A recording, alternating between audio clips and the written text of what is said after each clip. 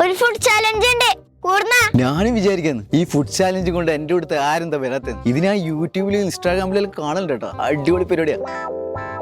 എന്നാലും പറ, എങ്ങനെ ചാലഞ്ച്? ഒരു അടിച്ചാല തിന്നാല് 100 റുപ്യ.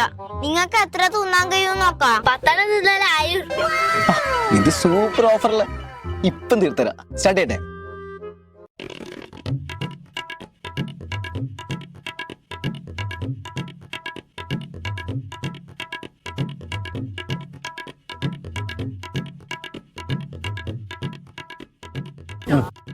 പത്താണ് തോന്നുന്നു. 1000 റുപ്യ തരാനാ. 1000 റുപ്യ ഇങ്ങോട്ട് താ. 1000 അങ്ങോട്ടേക്കാ?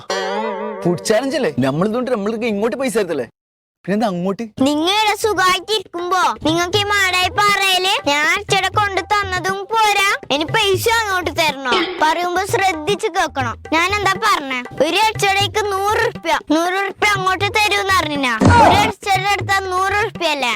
അങ്ങനെ 1000 റുപ്യ ഇങ്ങോട്ട് തരണോ? പൈസ എടുക്ക്, അല്ലെങ്കിൽ ഞാൻ എല്ലാരോടും പറഞ്ഞിട്ട് നാറ്റിക്കും. ഇയാള് തിന്നിട്ട് പൈസ തരുന്നില്ല, അനങ്ങാണ്ട് ഇങ്ങോട്ട് പൈസ തന്നോ? ഈ പൈസ നമ്മ അച്ഛടെ വിറ്റിട്ട് കിട്ടിയതോ. പൈസ എടുക്ക് ഫ്രീ ആയിട്ട് തിന്നിട്ട് പൈസ വാങ്ങിച്ച് പോവാന്നല്ലേ വിചാരിച്ചേ. പൈസ തന്നോ?